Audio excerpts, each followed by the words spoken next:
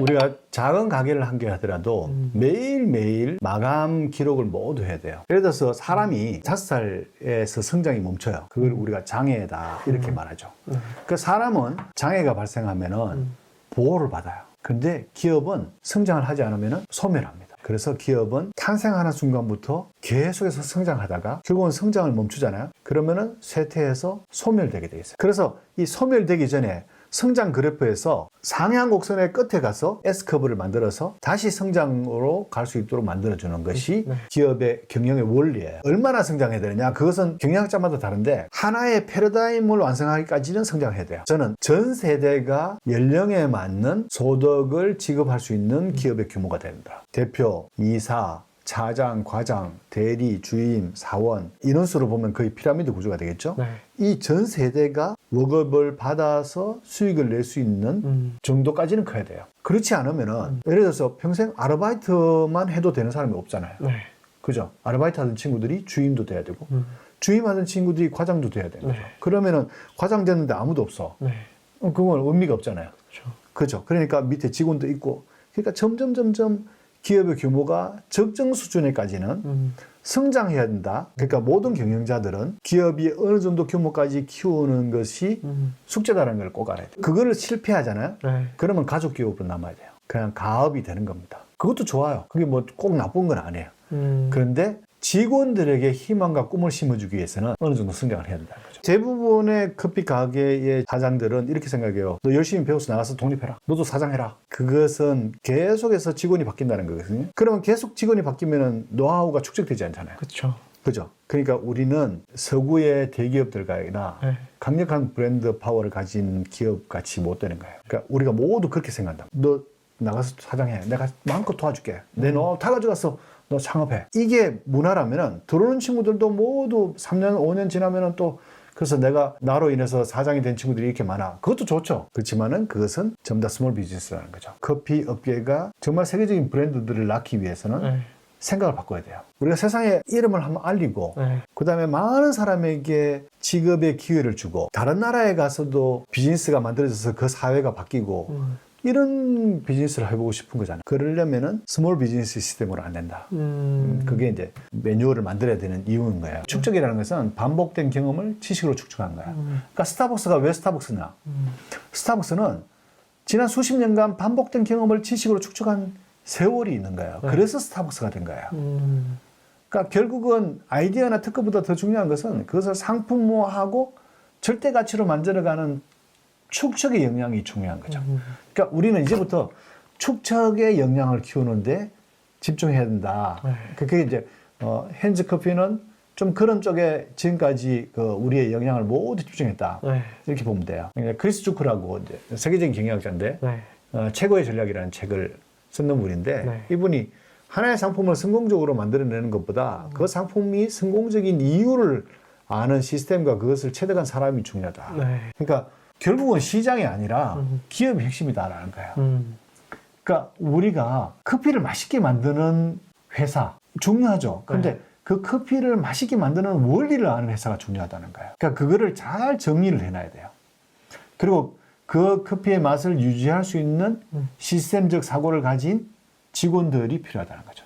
그러니까 그런 직원들이 시스템적인 사고를 갖고 잘 일하게 하려면 결국엔 그거를 경영자만 알고 있는 게 아니라 그걸 잘 매뉴얼화해서 공유를 해야겠네요. 그럼요. 직원들과. 예. 그러니까 가시화하고 지식화하는 거죠. 그 지식화라는 말은 한마디로 전수 가능한 정보로 만든다 이런 뜻이에요. 지식화는 성공 요인을 전수 가능한 정보로 만드는 걸 지식화라 그래요. 그러니까 우리는 끊임없이 지식화하는 거죠. 그리고 그것을 모두 클라우드에 올려놓고 모든 직원이 볼 수 있도록 해줘요. 이정동 교수도 그런 말을 했죠. 축적의 길, 축적의 시간. 이게 사실은 우리나라가 최근 들어서 참 좋은 나라가 된 게요. 이런 교수님들이 나와서 정말 핵심적인 이야기들을 깊이 있게 다뤄주는 거예요. 그래서 우리가 마음만 먹으면은 이런 영상들을 다 볼 수 있어요. 그러면 이 축적의 시간, 축적의 길을 보면은 우리가 비즈니스에 뭐 어디에 집중해야 되는지를 알 수 있어요. 저는 저 영상을 보고 난 다음에 핸즈커피의 빈 매니징이라는 시스템을 만들었어요. 그러니까 빈 매니징이 뭐냐면은 생두부터 그 다음에 고객에게 원두를 설명하는 까지의 전체 패러다임을 총괄 관리하는 매니징 시스템이에요. 그러니까 생두 구입, 로스팅, 원두 관리, 메뉴 개발, 그다음에 그것을 고객에게 전달하는 홍보 방식 이런 까지 총괄하는 시스템인데, 그러니까 그런 것들이 사실은 하루 이틀에 완성되지 않아요. 네. 수년간 끊임없이 그걸 축적해야 돼요.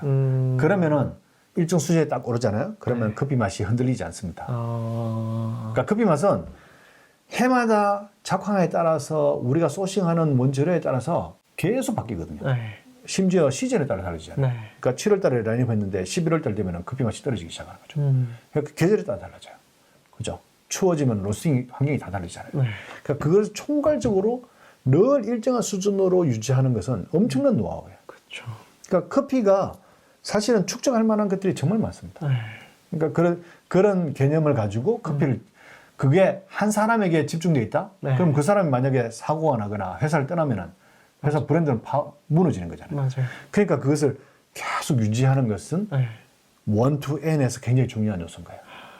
건우님께서 의견이 있습니다. 스타벅스 같은 큰 기업들도 바리스타들이 지속 가능성이 있다고 생각하며 일한다고 생각하진 않는 것 같은데 어느 정도 그런 파트에 인력이 필요한 게 카페 사업이 아닐까요? 라는 질문을 해주셨네요. 그러니까 우리가 그 세계 주기에 맞는 급여를 받기 위해서는 평생 필드에서 일하기에는 조금 어려울 것 같아요.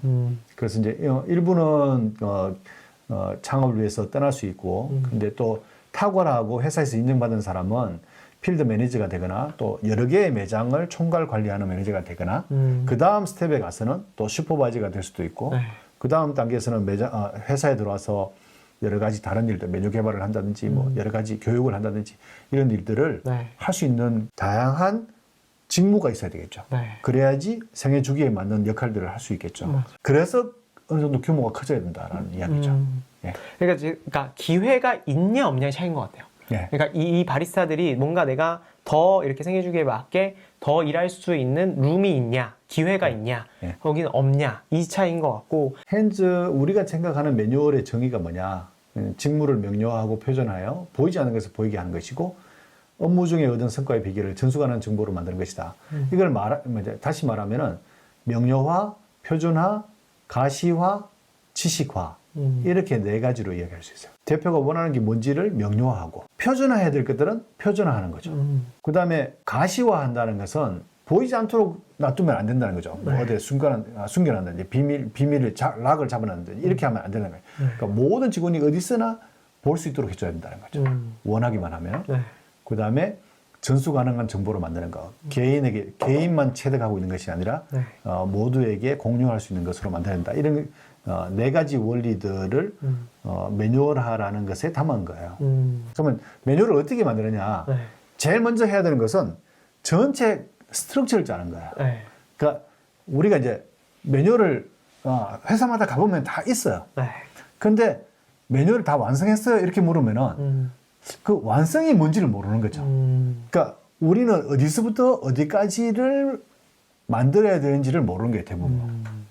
그거를 우리가 뭐 맥켄지에서는 MECE라고 하는데 빠진 게 하나도 없이 완전체다 이런 뜻이에요. 2021년 말에 네. 저희가 만들어 놓은 전체 업무 매뉴얼 리스트예요. 그러니까 이제 기존 문서가 있고 이번에 2021년에 보완해야 될지 말할지를 여부를 결정하는 문서 리스트가 있죠. 하루 일정, 주간 일정, 월간 일정 이런 것들을 정의하는 매뉴얼이 필요하겠죠. 그 다음에 직원 채용과 관련된 매뉴얼 필요하겠죠. 그 다음에 직원 보상과 관련된 매뉴얼 필요하고 네. 그 다음에 대고객 응대 시스템 필요하겠죠. 네. 그 다음에 메뉴 제조에 대한 레시피, 네. 그 다음에 재료 관리 이런 매뉴얼도 필요하고요. 그 다음에 에스프레소 머신, 그 다음에 냉장고, 제빙기, 유지관리 매뉴얼 필요하겠죠. 청소 매뉴얼도 필요하고. 가게 한 개만 봐도 굉장히 매뉴얼이 많이 필요해요. 그 다음에 일 마감 매뉴얼도 필요합니다. 전표를 출력하고, 장부에 기록하고, 돈을 어디에 놔두고, 그죠? 그 다음 보안 장치는 어떻게 하고, 퇴근할 때는 마지막으로 최종 점검해야 될 건 뭐고, 이런 것들 전부 다 매뉴얼을 만들 수 있겠죠. 그렇게 만들어 봐야지 직원들이 실력이 빌드업 됩니다. 그냥 말로 하고 행동을 하다가 문서로 예를 들어서 내가 일을 잘해. 그럼 너 일하는 거를 말로 한번 해봐. 이러면 사람들이 힘들어요. 근데 그거를 너 글로 써봐. 그러면 할 수 있는 사람은 50%로 줄어들어요. 글로 쓴 것을 매뉴얼로 만들어봐. 그러면 5%로 줄어듭니다. 그걸 교육해봐. 그러면은 100명에 한두 명밖에 못 해요. 그러면 예를 들어 나 그럼 오늘부터 매뉴얼 만들 거야. 내가 오픈 마감 매뉴얼 만들고 이렇게 매뉴얼 만들어야겠다라고 한 사장님들은 어떻게 좀 시작할 수 있을까요? 시작할 수 있는 뭐 참고할 만한 그런 게 있을까요? 네. 그래서 제일 먼저 좀 보여드리고 싶은 게 업무 스토리북이에요. 저희는 이제 개인 업무 분장을 만들지 않고 부서의 이야기부터 먼저 했어요. 이제 회사의 기업 비전, 미션 이런 것도 있잖아요. 그걸 이제 기본 철학으로 해서 제조 파트, 로스팅실의 업무 스토리는 어떻게 되고 경영 지원실은 어떻게 되고 교육팀은 어떻게 되고 매장 관리하는 서비스 파트너들은 어떻게, 그러니까 그 부서별로 업무 스토리북을 만들어놨어요. 스토리텔링 기법을 쓰는 거예요. 많은 경쟁들이 무슨 얘기냐 하면은 컵에 난 구멍의 위치가 컵의 사이즈다. 컵이 25온스짜리 컵이라도 구멍이 밑에 나 있으면은 2온스짜리 컵이 되는 거예요. 그러네요. 그 우리는 전체를 모르고 곳곳에 구멍이 난 컵을 가지고 우리는 이만큼 크다라고 해요. 그러니까 이게 허당인 거죠. 그래서 업무 스토리를 통해서 우리 부서의 1부터 100까지가 뭔지를 글로 정리를 해야 돼요. 업무 스토리북이 가장 중심이에요. 그래서 제가 오늘 저희 회사에 정말 중요한 그 경영지원실의 업무 스토리북도 하나 가져왔어요. 경영지원실은 경영지원, 디자인, 영상 파트로 구성된 부서로 경영지원 업무 외에 시각 디자인, 영상 디자인의 업무는 각 팀의 업무 스토리북으로 따로 작성된다. 경영지원실은 브랜드 전략 구상, 브랜드 홍보, 내부 문화 및 시스템 관리를 담당하는 부서다. 주요 업무는 크게 전략, 인사, 브랜딩, 지식, 기업 문화 관련 업무로 구분된다. 그래서 사실은 이 경영지원실이 우리 회사의 모든 매뉴얼을 총괄 관리하는 부서예요. 그러니까 그리고 난 다음에 계속 빌드업하고 있는 거예요. 그렇죠. 계속 수정이 되는 거예요. 네, 계속 수정되는데 여기에 보면은 예를 들어서 인사 관련해서는 신입 직원의 출근 첫날 지정된 책상을 확인하여 웰컴 메시지와 함께 기본 문구류를 세팅하는 웰컴 세팅을 한다. 또 신입 직원의 기본적인 교육을 해당 부서에서 진행할 수 있도록 기본 업무 교육 매뉴얼인 웰컴북 베이직을 배포하고 웰컴북은 수정 시마다 위키핸저에 업데이트한다. 출근 첫날 해당 부서의 팀장 또는 선임이 웰컴북 베이직 교육을 진행하고 부서의 업무 스토리북으로 업무에 관해 상세한 교육을 진행한다.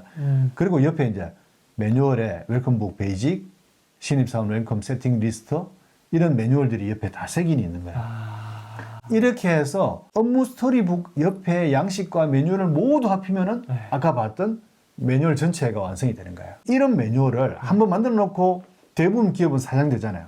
그럼 저희는 매년 1월, 5월, 9월 4개월에 한 번씩 업무 스토리북 낭독회를 합니다. 낭독회를 하면서 과거와 달라진 상황들을 수정해요. 그러니까 사장님이 감각적으로 했던 것들을 다 기록해서 시스템화하는 거죠. 그러니까 저렇게 매뉴얼북을 딱 한번 보면 저거 나 힘들어서 못하겠다라고 생각하실 수 있는데 결국엔 저것도 한 7년, 8년의 세월 동안 계속 정리를 하고 개정을 한 거다. 그러니까 약간 시작은 완전히 되게 간촐하게 시작하셨을 수도 있겠네요. 그럼요. 처음에 이제 경영지원실의 업무 스토리북이 처음에는 제 기억에 한 2-3페이지밖에 안 됐어요.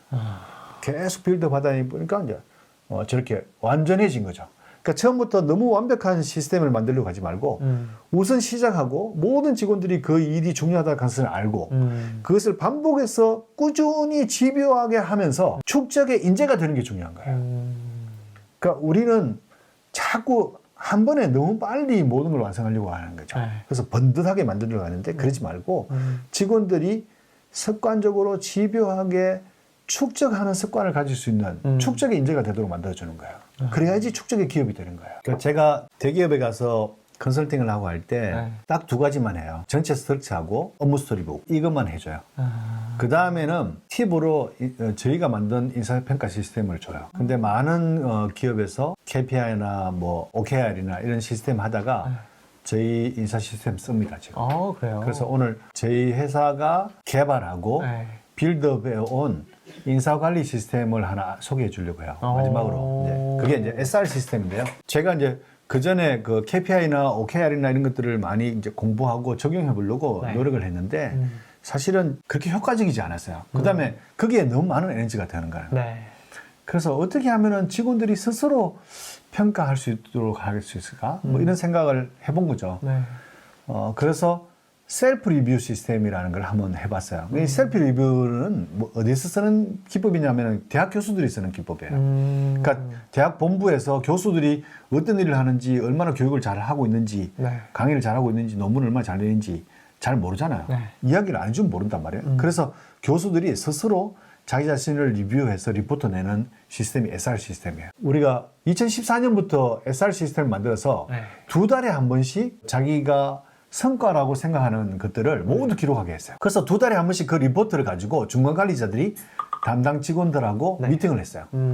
그럼 미팅을 하고 나면은 이견이 있을 거잖아요. 네. 부서장이 봤을 때는 그건 성과가 아닌데 자기는 성과라고 생각하는 사람들이 있잖아요. 그렇죠. 그래서 갈등이 생겼어요. 그래서 제가 부서장들에게 갈등하지 마라. 최대한 성과를 인정해줘라. 부정적인 것은 평가하지 마라. 무조건 긍정적으로 평가해줘라. 그 다음에 부정적인 실수했는 거, 회사에 손실을 입히는 것들은 평가의 대상이 아니다. SR은 오로지 긍정평가만 한다.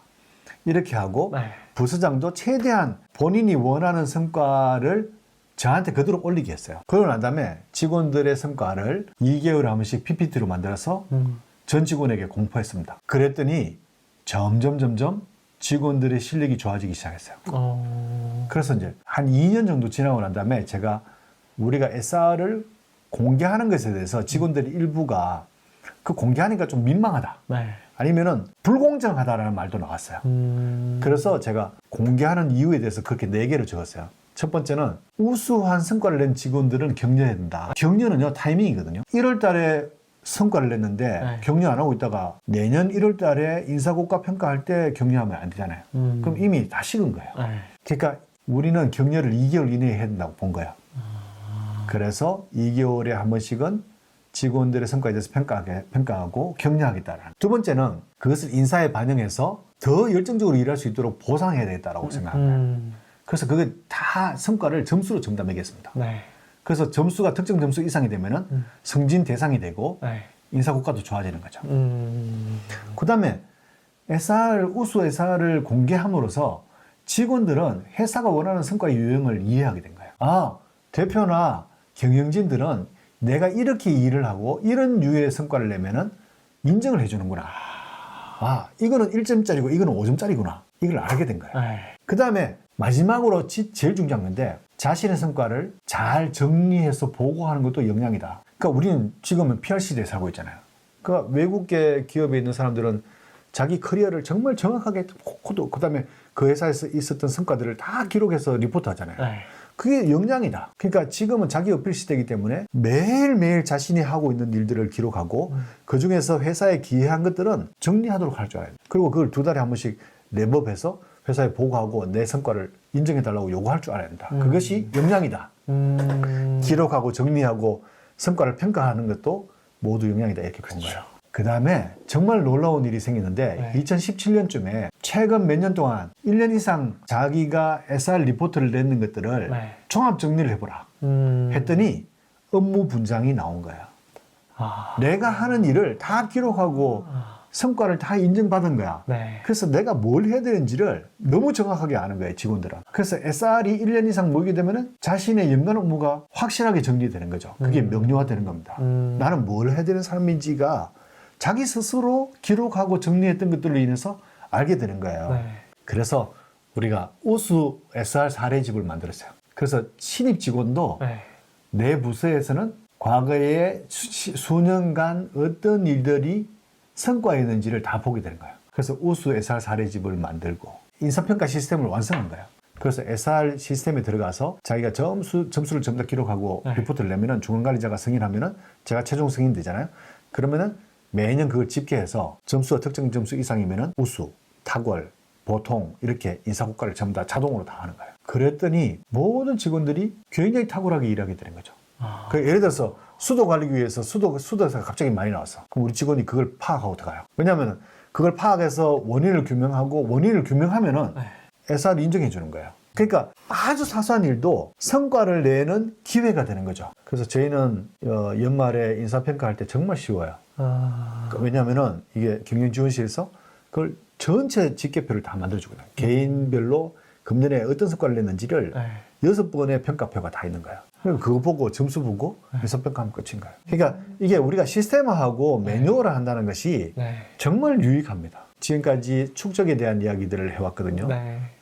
그 우리가 어떻게 기업의 전체 프레임을 잡을 수 있느냐. 이건 개인 가게도 다 해당되는 거예요. 사업 혁신, 혁신이라는 과정을 통해서 창업을 하죠. 창업을 하면은 기업이 시작되는 거예요. 생애가 시작되는 거죠. 그러면은 이렇게 S커브를 형성하게 돼요. 그래서 사업이 막 활성화되잖아요. 그러면 이제 성장 궤도에 오르게 되면은 엉킴과 지침이 생깁니다. 복잡해지는 거죠. 그래서 우리가 운영 혁신이라는 매뉴얼 작업을 시작해야 되는 거예요. 네.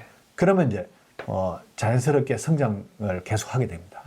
그래서 이제 빌드업을 통해서 절대 가치에 가까워지는 거죠. 그러니까 우리가 이제 아이디어만으로 차별화하기는 굉장히 어려워요. 그것을 빌드업하고 엉킴과 지침을 극복하고 가치를 높여놔야지, 그래야지 차별화가 가능한 거죠. 그러니까 우리는 자꾸 아이디어, 혁신, 특허 이런 거로 차별화하려고 하는데 네. 그렇지 않아요. 그것은 언제든지 카피 가능해요. 그런데 축적한 것은 카피가 어려워요. 그래서 우리가 뭔가 절대 가치가 있는 상품들을 보면은 그 카피하기 너무 어려운 거예요. 왜냐하면 그건 축적의 결과물이거든요. 그러면 그 축적의 결과물로 수익이 나기 시작하면은 네. 그때부터 스케일업을 해야 돼요. 그러니까 스케일업은 이제 이 수평선이 사업화의 기준이에요. 네. 그 위로는 사업화 단계고 그 밑으로는 사업화 이전 단계예요. 그래서 사업화 하기 전에 경험, 오류, 시행착오 이런 것들을 통해서 실험하고 테스트하고 테스트배도 하고 이런 그 스케일업의 시간. 네. 이제 우리가 가치를 상품화하기 전에 경험을 축적하고 지식을 축적하는 부피를 키우는 걸 스케일업이라고 그래요. 그 상품화 이후에 시장에 내놓고 난 이후에는 우리가 빌드업이라고 합니다. 빌드업과 스케일업의 차이가 이제 그런 이야기인데, 그러면 스케일업 아이템을 찾아야 돼요. 그 저희 같은 경우는 스케일업 아이템으로 레스토랑이라든지 네. 베트남 요리 전문점이라든지 네. 뭐 예를 들면 치즈라든지 네. 카카오라든지 이런 것들이 여러 가지 스케일업 아이템으로 준비되고 있겠죠. 그것이 이제 적정 시기가 되면은 상품화하는 거예요. 그러면은 쭉 저 커브 위에 올리는 거예요.